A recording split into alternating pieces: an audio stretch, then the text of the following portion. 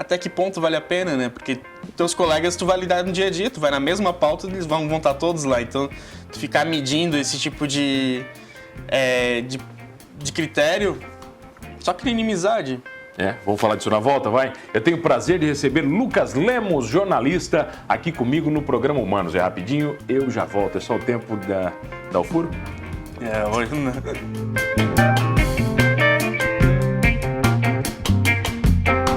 Oferecimento Giasse Construtora. Para você o nosso melhor. E Giasse Supermercados. Pequenos preços, grandes amigos.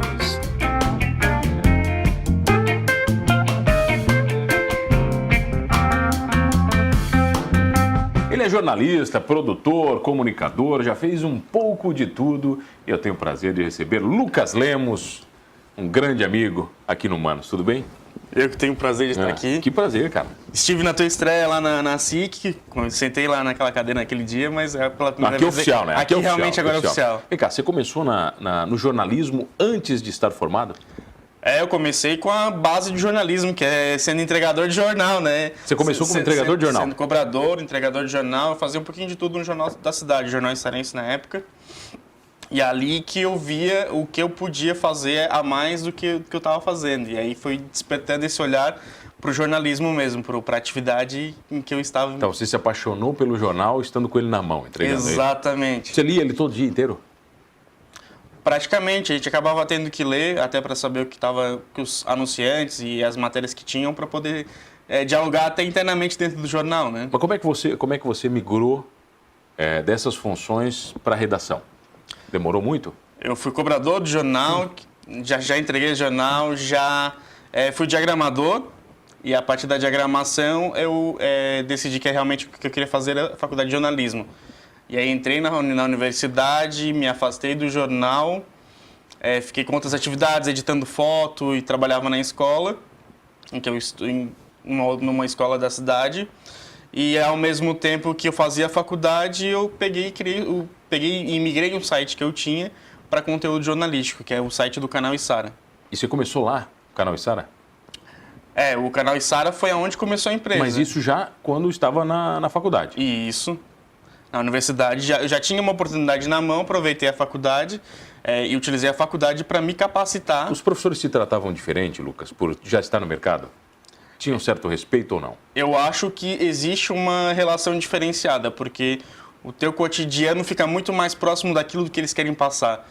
Quem não está no meio durante a faculdade entende de uma forma diferente, não pratica diariamente e tem, de repente, uma outra visão de jornalismo que não é o jornalismo acadêmico do jornalismo real. Existe um pouco de diferença entre os dois. Quando é que o canal Içara fica sério?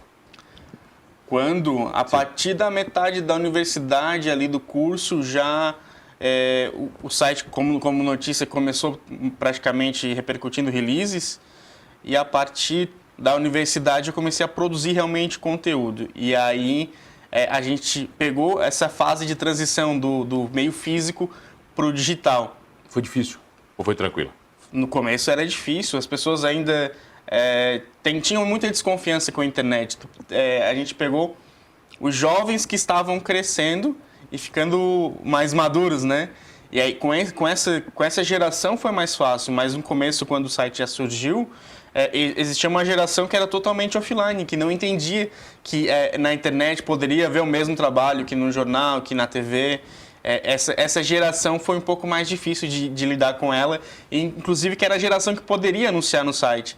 Então houve todo um trabalho de mostrar para essa geração o que era o trabalho desenvolvido, que existia jornalismo online também na cidade, que era um outro jornal, que era um outro veículo. Exatamente. E aí demorou esse tempinho. Eu te vejo como um jornalista muito prudente, cara, nos teus comentários, nas tuas opiniões. Demorou muito para você começar a opinar? Colocar o teu DNA nas matérias? Ainda é algo que eu acho que eu não faço muito. Eu prezo pela isenção. Mas ela Apesar de existe? Não, ela não existe. Ela não existe. A partir do momento que você escolhe fazer uma matéria, você já deixou a isenção de lado. Mas tu tem critérios para tornar-se mais isento possível. Tu pode ser totalmente tendencioso e virar de um lado para o outro, tu pode apresentar as duas razões, mesmo que tu não concorde com elas. E apresentar para o leitor que ele identifique qual a razão que ele acha que é mais convincente para ele ou que é a razão dele. Não, eu estou tentando entender o isento na história toda. Não, o isento não existe. Existe a tentativa de ser isento. E acho que a tentativa é válida. A isenção... O leitor entende isso, cara? O usuário, o cara que está em casa, ele sente isso na matéria? Nem sempre, nem sempre. O leitor, ele tem a sua paixão, né? Então, se tu falar que alguém fez algo de feio, se ele é apaixonado por aquela pessoa, por aquela entidade ou ação, ele vai te xingar. Se ele é do outro lado, ele vai te amar. Então, isso sempre vai existir. E é algo que já me libertei, inclusive. Já não... Do quê? Das críticas? Das críticas. Os haters, eles vão existir, inclusive, no jornalismo. E não é uma análise que eles fazem crítica. É muito mais apaixonante, muito mais apaixonada que eles fazem do que realmente pela razão. É tipo futebol, assim, aquela história. O cara é amante, ele vai falar mal ou bem, independente? Isso. Acho que é exatamente isso. Isso vai valer para a política, para o esporte. E aí, se tu pegar uma outra situação que invade a comunidade dele, ele também vai agir da mesma forma. Até onde você vai com o conceito de ética? Então, a minha monografia foi baseada em ética. Ética no jornalismo? Ética no jornalismo. E Existe? No jornalismo existe. A ética, ela é um conjunto de normas, de normas morais. Isso é ética, certo? Se você é um ser ético, daí é uma outra situação. É o que eu tento ser sempre com análise. Eu sou muito crítico para... Eu sempre me questiono sobre as minhas próprias atitudes. Então, antes que qualquer leitor me questione, eu estou me questionando se eu fiz qualquer coisa certa ou qualquer coisa errada, por mínimo que seja. Já retirou matéria do ar?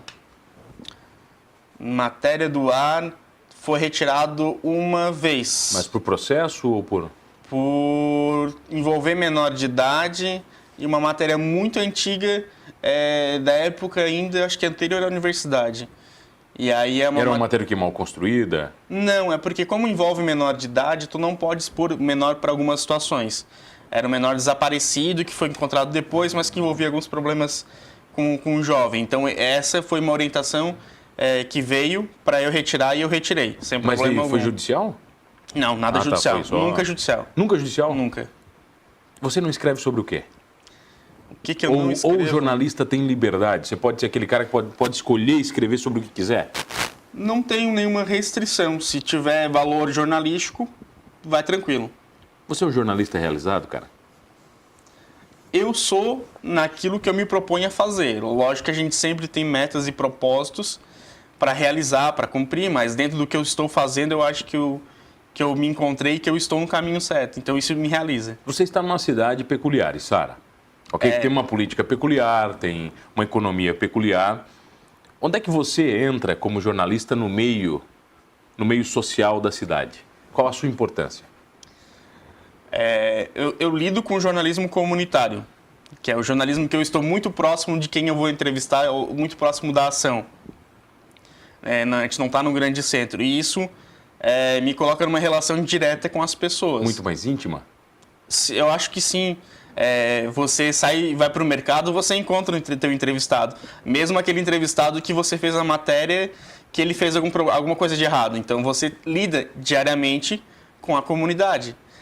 Isso tem um lado positivo, que ele aproxima, ele traz mais fontes.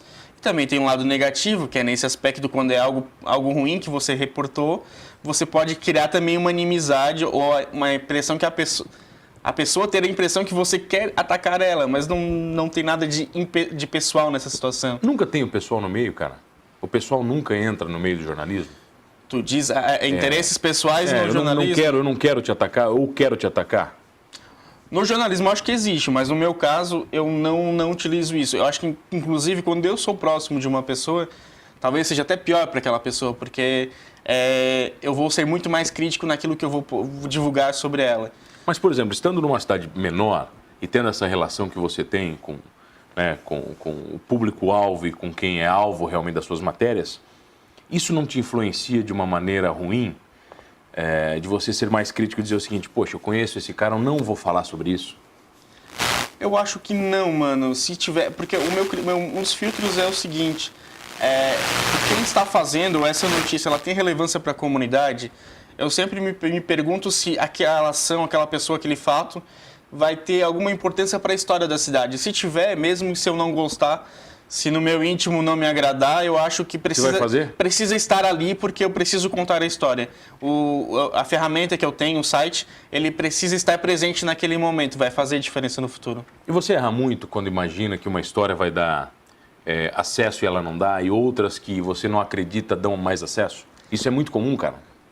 Não mais, eu acho. No começo, uma grande frustração é que matérias bem elaboradas, bem desenvolvidas, pautas positivas, não valem nada. Elas valem para quem tá na matéria, valem para quem faz, mas por leitor, elas têm pouca relevância, pouco acesso. Ele geralmente vai clicar numa matéria de homicídio, num óbito, num acidente que teve... Você pode escrever 2 linhas, né? É essa matéria que vai render, não é a que me agrada. Não, a gente faz porque, como eu falei, é um fato da cidade, é um fato que está na história da cidade e precisa estar ali. Mas não é o que me realiza. Teve matérias que te orgulharam muito já? Aquela matéria que você quer guardar? Tem pelo menos 2 grandes especiais que eu acho que Quais valeram. Foram, você lembra?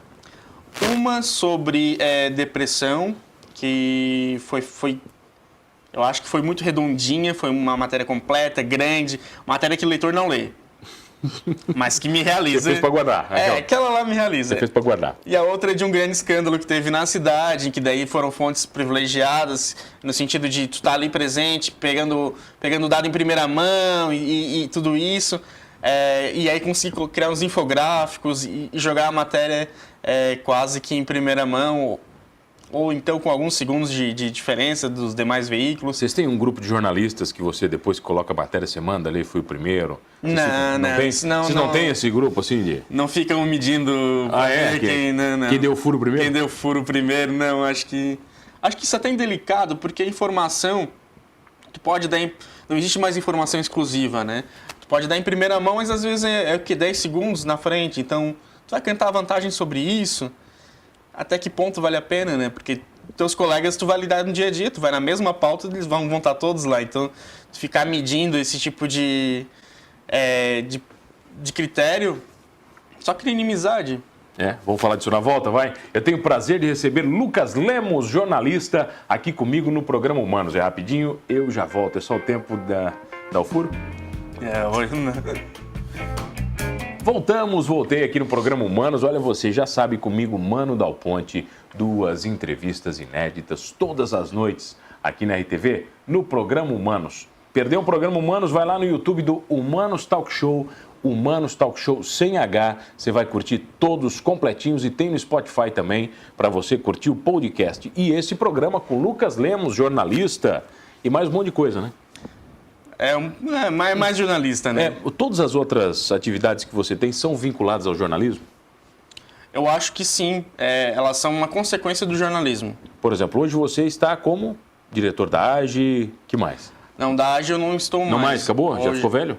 Não, ainda tenho mais 4 anos de AGE que eu ainda posso. Tem limite, né? Mas eu já sou o mais antigo dentro da AGE, o único que não tem cabelo mais. Mas estou na Associação Empresarial como diretor de Relações Institucionais. Tenho as minhas assessorias de imprensa de alguns clientes e entidades da cidade, sempre vinculados a entidades. O canal Isara e também tem um canal no YouTube, que daí é um outro projeto, mas que roda quase em paralelo. Então, o canal do YouTube, o que é? Você é youtuber? Eu não sei se eu sou youtuber, mas quem tá no YouTube é isso? Você é youtuber? Tá no YouTube, somos youtubers. Então, beleza. Então, somos todos Você fala olhando pra câmera? Não, eu sou ainda muito... Não, eu fico muito constrangido com câmera ainda. Mas por quê, cara? É um bichinho... Aqui tem 3 na tua frente? Mas eu não tô olhando pras 3, eu tô olhando pra ti. É muito mais... Ainda me inibe. E eu sei que quanto a câmera inibe, porque eu também gravo com pessoas e eu tenho que lidar com esse mesmo sentimento delas. É mais fácil, né? Quando você tá atrás dela, né? Ficar atrás da câmera é muito falar melhor. pro cara não ficar nervoso, né? Exatamente. Não, fica nervoso. Não, fica calmo que a câmera não morde, não... Nossa, você olhou pra ela, viu? Você conseguiu. Não, tô olhando um pouquinho pra baixo, porque a lentezinha lá no meio, ela inibe um pouquinho. Mas o que você faz no seu canal do YouTube? Uma das minhas premissas de vida é viajar.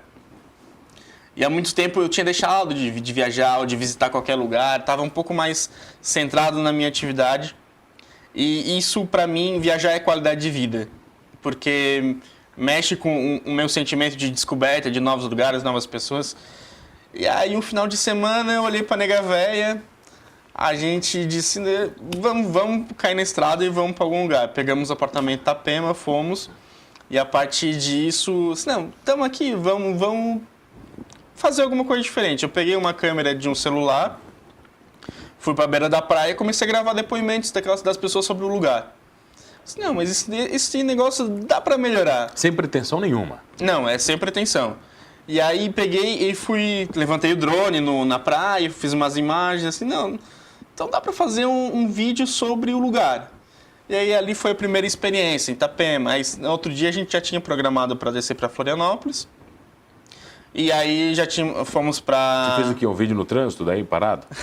Foi a experiência de Floripa. Nós não fomos no verão, então a gente pegou a realidade um pouquinho melhor. Aí fomos no Projeto Tamar, fomos nos fortes e chegávamos nas pessoas e pedíamos, você dá uma entrevista para mim? E incrivelmente todo mundo concedeu entrevista. No mercado público conhecemos uma estrangeira que estava morando ali, aí já conhecemos a história dela. Então foi muito fácil. Eu achei, inclusive, que seria mais difícil de tu pegar, ligar uma câmera e as pessoas falarem para ti. E elas começam a falar e não param mais. E tem muita história legal e muitos locais diferentes na nossa região, no nosso estado, que às vezes a gente não conhece. Você é o tradutor dessas histórias e destes locais no teu canal?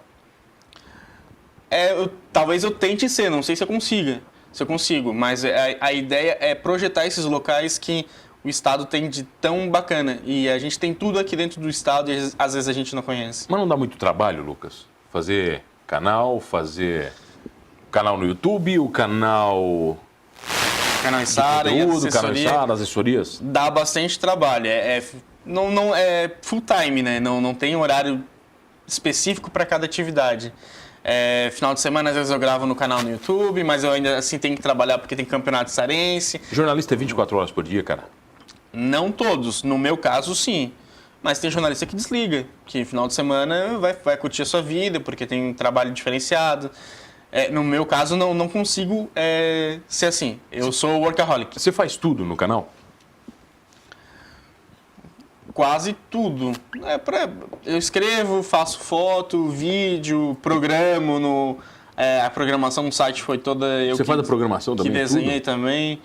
Continuo fazendo a programação, qualquer alteração no layout. Não só o layout, porque não é o WordPress do site, ele é realmente uma programação própria. Quantos mil acessos por mês você tem? Varia muito da tragédia. Varia muito da tragédia. Varia do sangue? É triste falar isso, mas varia muito de casos. Agora nós temos numa onda de meningite, isso chama muito a atenção das pessoas. Então provavelmente vai elevar um pouquinho o nível de acesso do site.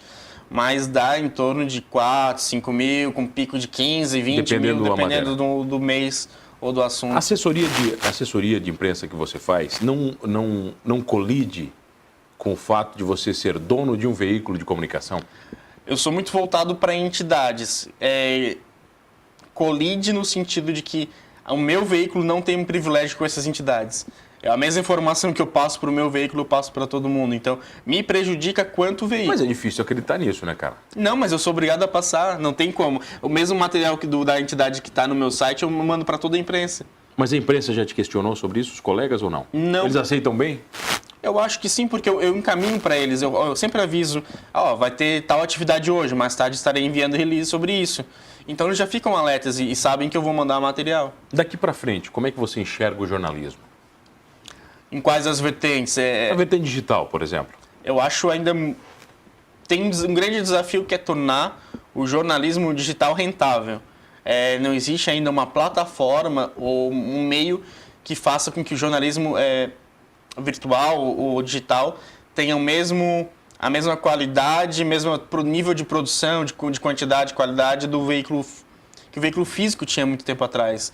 Tínhamos jornais em Criciúma com 15 pessoas na redação, com mais do que isso. Isso, para tu transportar para o meio digital, ainda não é economicamente viável. Nesse mesmo patamar, não. E aí um grande desafio é fazer isso. É tornar o jornalismo digital rentável a ponto de melhorar ainda mais. Você demorou muito para conseguir vender o canal? Para conseguir comercializá-lo foi bastante tempo. O pessoal que te recebia, adorava as matérias, mas beleza, mas não pagava para estar nele? Não necessariamente, eu não fiz esse trabalho de ir muito nas empresas, de implorar o anúncio ou algo nesse sentido.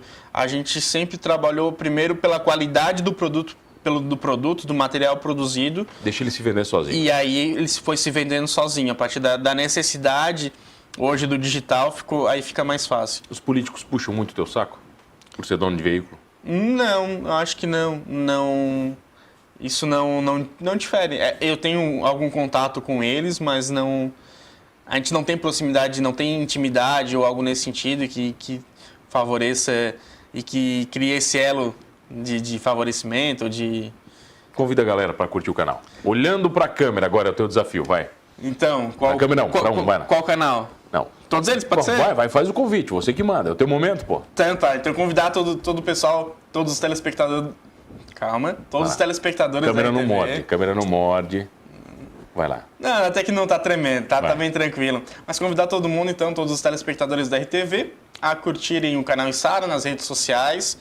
Tem Instagram, Facebook, Pinterest, LinkedIn, qualquer rede social provavelmente vai estar lá.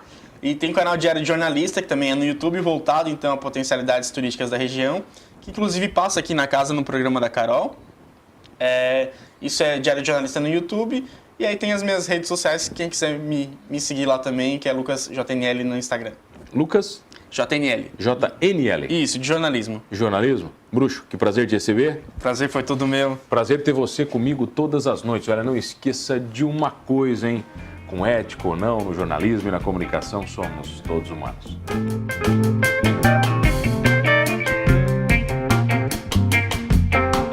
Oferecimento Giasse Construtora. Para você o nosso melhor. E Giasse Supermercados. Pequenos preços, grandes amigos.